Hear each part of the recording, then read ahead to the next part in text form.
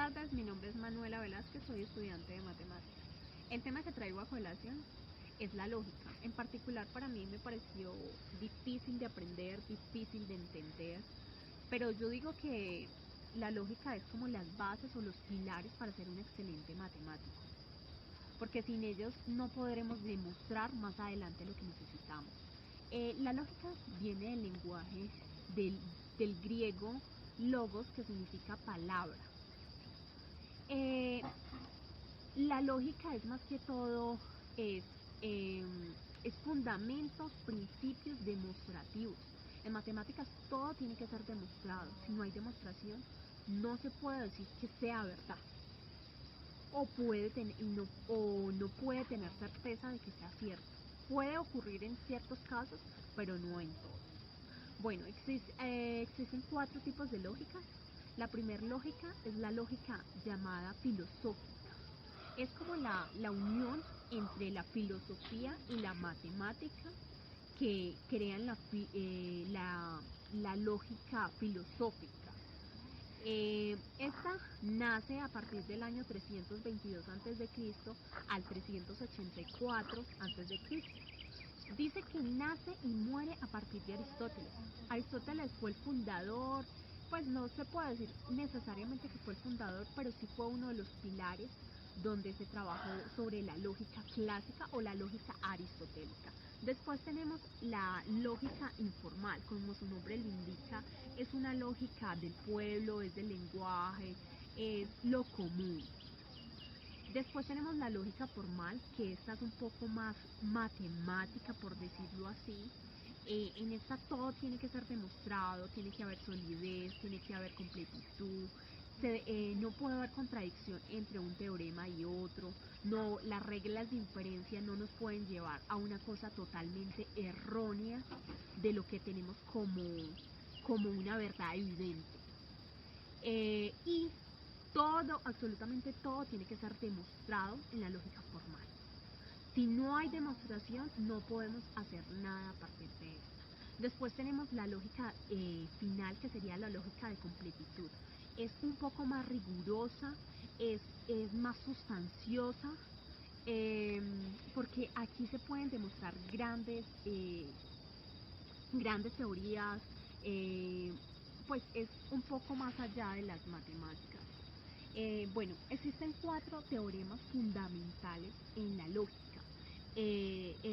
Teoría de modelos, teoría de demostración, teoría de computabilidad. En la teoría de computabilidad, en este siglo XXI, se está utilizando mucho, por ejemplo, con la conjetura de Goldbach, que se ha estudiado como su hipótesis lo dice, a partir de n mayor o igual a 2, de que dos números primos sea la suma de dos impares. Entonces se ha estudiado, se ha mirado muchísimos números a partir de la computabilidad. Y después tenemos la teoría de conjuntos. Esa es un poco más estudiada en la lógica y es como la unión entre la lógica filosófica y la lógica clásica. Es muy estudiada. Bueno, en la lógica filosófica hay 3 principios, y no pues 3 principios, sino 3 reglas de inferencia básicas que son muy importantes. Tenemos el teorema, pues sí, teorema de identidad, o sea que tenemos un antecedente y un consecuente, pero el antecedente es igual al consecuente. Entonces, esa siempre se va a cumplir. Después tenemos otro que es llamado el tercer excluido. Puede ser falso o puede ser verdad, pero no puede ser ambos. Y por último tenemos el de no contradicción. Existen varias reglas de inferencia. Tenemos el de Tholen-Tholen, modus ponens, contrarrecíproco, varios teoremas. Ya no. Bueno, en matemáticas más que todo, lo más importante es que todo sea demostrado. A partir de las demostraciones Se puede trabajar con varias cosas, reglas de inferencia, teoremas ya demostrados o teoremas que se van a demostrar pero que nosotros los estamos demostrando, axiomas. Lo más importante es que a partir de estos siempre mostremos las demostraciones. Todo tiene que ser demostrado independientemente de lo que estemos trabajando. La lógica, yo digo que es una de las cosas más bonitas porque es mostrar que a partir de un lenguaje, de crear ciertos componentes, podemos trabajar con cosas demostradas, con cosas que podemos visualizar más adelante. Bueno, para hacer una excelente demostración tenemos que tener varias cosas en cuenta. Entre ellas son definiciones, axiomas, colorarios, leyes lógicas, leyes de inferencia. Es importante, antes que de continuar, tener en cuenta qué es lo que miramos nosotros en una demostración. Vamos a tener hipótesis y vamos a tener tesis. ¿Qué me dice la hipótesis? A partir de esto voy a llegar a la tesis. ¿Pero por qué? Por lo anteriormente dicho, por leyes lógicas, por definiciones, por axiomas. Bueno, las definiciones se dan en doble sentido. ¿Qué quiere decir eso? Se dan tanto en el lado izquierdo como en el lado derecho. Y van a cumplir lo mismo, es el mismo objetivo. Algunas de las leyes lógicas más importantes son el principio de identidad.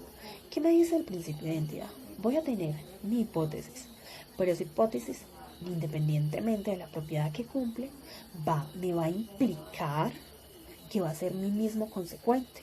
O sea, que a partir de algo que yo ya tengo, voy a llegar a ese algo que yo ya tengo. Después tenemos el principio de tercer excluido. ¿Qué me dice el principio de tercer excluido? Tengo algo o no tengo algo. Y como en las tablas lógicas, una de las cosas que me dicen es que la conjunción cumple a partir de una o puede cumplir las dos, pero entonces aquí me puede cumplir una, ¿cierto? O puede ser verdad, o una me puede ser verdad, o la otra me puede ser verdad. Entonces, por ejemplo, tenemos, para ejemplificar de la conjunción, entonces nosotros podemos tener 2 es par o 2 no es par. Entonces, ¿qué quiere decir que no es par? Es impar. Pero sí, efectivamente, 2 es par, ¿cierto? Pero tendríamos que meternos en el conjunto de los enteros para poder decir, sí, 2 me cumple, que va a ser un número par. Otra de las leyes lógicas importantes que podemos tener es el principio de no contradicción. Entonces, este nace a partir del tercer excluido, pero en esta sería con la I. Y en el tercer excluido fue con la O. Entonces, con esta I lo que me dice, tengo una propiedad y no tengo la propiedad, pero esta nace a partir de otra negación que le tengo que meter a esto. Hay diferentes reglas, como lo son la independencia, la disyunción, en la conjunción, leyes conmutativas, leyes asociativas. Otra de las más importantes, en especial para mí, fue las leyes de De Morgan, que lo podemos cambiar a partir de una negación, que se puede convertir un no a una I o un I a una O. Bueno, entre las leyes de leyes lógicas hay otras que se llaman las reglas de inferencia. Hay varias que son súper importantes, que son el modus tollens. Entonces esta me dice que a partir de una hipótesis tengo una tesis, pero si tengo nuevamente la hipótesis puedo llegar a mi tesis. Estas son las leyes lógicas: modus tollens, silogismo hipotético, silogismo disyuntivo, adición, conjunción, entre otras. Y otras serían para cuantificadores. Los cuantificadores existen dos: el existencial y universal. El universal se utiliza para todos los elementos que me cumplen esa propiedad en determinado conjunto. Pueden ser los enteros, racionales, irracionales o entre otros conjuntos. Y el existencial solamente me dice que puede existir uno que cumple esa propiedad. Entonces, entre esas tenemos generalización y particularización. Dependiendo en el conjunto en el cual nosotros nos moveremos, podemos decir que me va a cumplir o no me va a cumplir, tanto si va a ser para todos o si va a ser en otro que va a ser para el existencial. Continuamos con los ejercicios de demostración. En este caso me piden demostrar que la suma de dos números impares es un número par, para lo cual primero voy a definir qué es un número par y qué es un número impar. Entonces tendríamos que un número A es par si y solo si al número A yo lo puedo dejar expresado como 2 veces n, en donde n debe pertenecer al conjunto de los números enteros. Un número par deberá tener como factor al 2. Y a su vez, un número A es impar si y solo si a ese número A lo puedo dejar expresado como 2 veces n más 1, en donde n también debe pertenecer a los números enteros. Esto es lo que voy a necesitar para empezar la demostración, ya que me piden sumar dos números que sean impares. Significa de que yo puedo plantear un número A que va a ser igual a 2 veces n1 más el valor de 1. Y un número B que sería 2 veces n2 más 1. Tome en cuenta que pongo n1 y n2 para que no sean iguales estos números y poder generalizar un poco más. Ahora me dicen que yo lo sume y que vea si ese resultado es un número par. Así que vamos a tener entonces que A sumado con B tendrá que ser, en lugar de A reemplazamos 2n1 más 1 sumándole 2n2 más 1. Ahora agrupando tendríamos simplemente que 2n1 más 1 más 2n2 más 1. Me quedaría que 2n1 más 2n2 y 1 más 1 que me queda 2. Y recuerde que yo quiero llegar a que eso es un número par. Y recuerde que lo único que yo debería decir es de que tiene como factor el 2. Así que tendríamos que A más B, sacamos factor común el 2. De esto me va a sobrar n1, de aquí me va a sobrar n2 y aquí me va a quedar 1. Entonces tome en cuenta de que la suma que hemos planteado va a ser igual a 2 multiplicado por algo más. Así que sería un número par. Para dejarlo un poquito más simplificado, podríamos decir de que n sería igual a n1 más n2 más 1. Entonces me quedaría de que a más b es igual a 2 veces n, lo cual sería la definición para un número par. Con eso demostramos los de aquí. Es una demostración bastante sencilla, pero muy útil. En los siguientes videos vamos a tratar de explicar cómo serían las demostraciones aplicando inducción matemática. Así que esté atento a los videos y suscríbase para apoyar al canal.